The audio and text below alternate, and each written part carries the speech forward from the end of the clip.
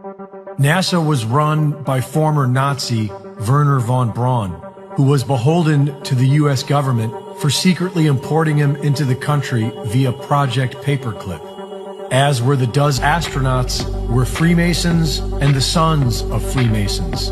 Freemasons swear on their lives to keep the secrets they are entrusted with. Why on earth would anyone trust NASA? If the moon landing was real, it would have been a miraculous achievement because NASA was failing at every level of the mission and did not believe they would be able to achieve their goal. In 1967, government inspector Thomas Barron testified before congressional investigators that the Apollo program was failing. 6 days after his testimony, he was killed with his wife and child when a train crashed into his car. Astronaut Gus Grissom held an unauthorized press conference where he criticized the program and said it would take another 10 years to fly to the moon. 5 days later, he was killed on the job. Gus Grissom's last words were, "How are we going to get to the moon if we can't talk between 2 or 3 buildings?" Hey, how are we going to get to the moon if we can't talk between 3 buildings? I can't hear a thing you're saying. Jesus Christ. But how are we going to get to the moon if we can't talk between 2 or 3 buildings? Moments later, the Apollo 1 command module caught fire. Astronauts Grissom, White, and Chaffee. Several key members of the Apollo mission resigned just months before the mission.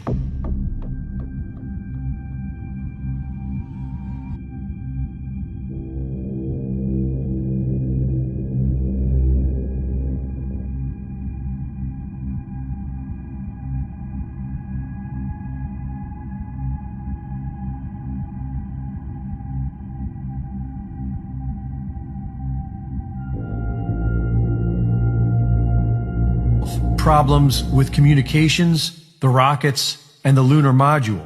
But one of their biggest obstacles was deadly radiation. In order to reach the moon, one has to pass through what is known as the Van Allen radiation belt.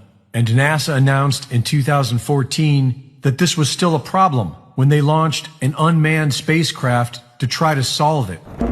Radiation like this could harm the guidance systems, onboard computers, or other electronics on Orion. Naturally, we have to pass through this danger zone twice, once up and once back. But Orion has protection. Shielding will be put to the test as the vehicle cuts through the waves of radiation. Sensors aboard will record radiation levels for scientists to study. We must solve these challenges before we send people through this region of space. Aside from the Apollo moon missions, no one has ever gone past the Van Allen radiation belt. The Apollo moon mission had no protection against the radiation, and astronauts don't even seem to know about it. Any ill effects from the Van Allen radiation belts? No. Now, I'm not sure we went far enough out to encounter the Van Allen radiation belt. Maybe we did. The belts are 1,000 miles to 25,000 miles above the Earth. Then we went right out through them. According to NASA, we can go no higher than low Earth orbit. The plan that NASA has is to build a rocket called SLS, which is a heavy lift rocket.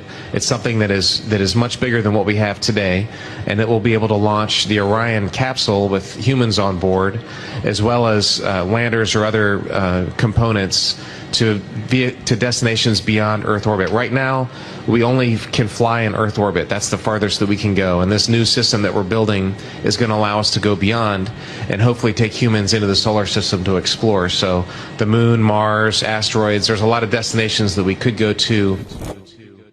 In the documentary film, a funny thing happened on the way to the moon. The 3 astronauts of Apollo 11 are seen in low Earth orbit, figuring out how to stage a fake image for the camera. This film was recorded when the Apollo 11 was said to be nearing lunar orbit, and we can see and hear them manipulating the shot to make the Earth appear to be thousands of miles away, when in fact they have blacked out the inside of the craft and are blocking off the window facing the surface to make it look like the Earth at a distance.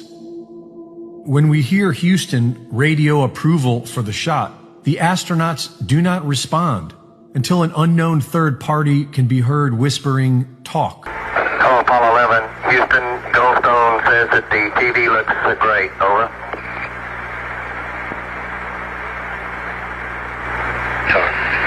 Okay, Roger. The astronauts are told they are being pre-recorded and edited for a subsequent live broadcast. Buzz Aldrin explains how they shut out the sun to achieve the illusion of the one window being the Earth in the black of space. And with direction from Houston, they get it to look right for the camera. We then hear the portion meant for the public, with Neil Armstrong claiming to be 130,000 miles from Earth and describing a single camera pressed up against the window to achieve the shot. But in the unedited footage, we see objects passing between the camera and the window. We see a work light in the dark. And finally, when they are done with their hoax, the final few frames reveal the truth. Protecting humans in this radiation wasn't the only problem. The high-end Hasselblad camera had no protection against radiation, and there is no explanation as to how it was able to take photographs in negative 200-degree weather with a constant bombardment of cosmic radiation. And the pictures themselves are full of anomalies. According to the official story, the only external light source was the sun. But in all these photographs, there appears to be only artificial light, hot spots, and fall-off areas, when it should be as bright as a desert on Earth. And if the sun were the only light source, then all shadows would run parallel to each other. But in these photos, shadows either run perpendicular to each other, proving multiple light sources, or in others, the shadows are divergent, proving a single local light source. Shadows created by sunlight have a sharp edge. Shadows created by artificial light have fuzzy edges. Even the camera expert from Hasselblad agrees that these photos were shot using artificial light sources. Yes, it seems like he's standing in the spotlight. And I can't explain that. That escapes me. Why? The photographs all appear to have been taken on a professionally lit soundstage, which could have easily been part of their billion-dollar simulation project. And when you compare scenes from the Apollo moon landing footage with scenes from Stanley Kubrick's 2001 A Space Odyssey, there is strong evidence that the exact same technology was used. In the late 60s, a state-of-the-art front projection system developed by Scotchlight allowed Kubrick to simulate expansive backgrounds by projecting them onto a large screen made with small glass beads. The giveaway for this cinematic trickery is that the foreground must always hide the bottom of the Scotchlight projection screen in the background. In order to do this, the bottom of each set needs to have a complete horizon line between the set in the foreground and the screen in the background. And we can see this signature in all the Apollo images. We can also see light refraction off the glass beads in the Scotchlight screen. The lunar module appears to be cheaply constructed with tinfoil and Scotch tape, and the 10,000-pound thrust rocket on this flimsy craft didn't even leave a mark in the ground beneath it. There is no moisture or discernible atmosphere on the moon, and yet we can see mud and dust being flung into the air. In an original recording between Houston and astronauts on the moon, a reply is heard instantly, which would not be possible from that distance. Roger, Jim, copy. And are you progressing towards Dune Crater now? Yep. The same recording was then edited for a public broadcast, and 4 seconds were added. Roger, Jim, copy. And are you progressing towards Dune Crater now? Yep. And when they supposedly left, there was no visible flame on the lunar module, even though hypergolic fuel visibly burns in a vacuum. And we never hear the 140 decibel rocket engine which the astronauts are sitting on top of. 40 feet down, 2.5. Picking up some dust. 4 forward. 4 drift into the right a little.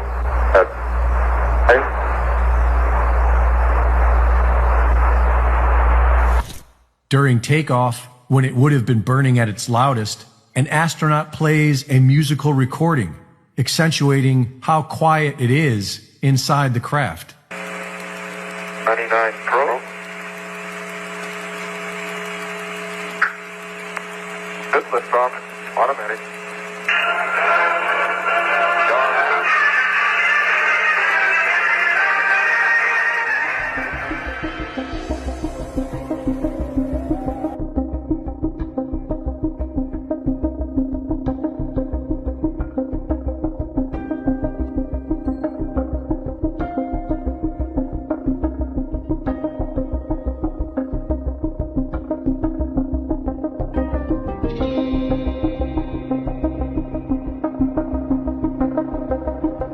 We've been unable to track it down. I mean, we don't know where this telemetry data ended up, and we don't know what path it may have taken. So, unfortunately, I'm afraid I can't really give you much of a clue as to where this data ended up. The fakery continues today.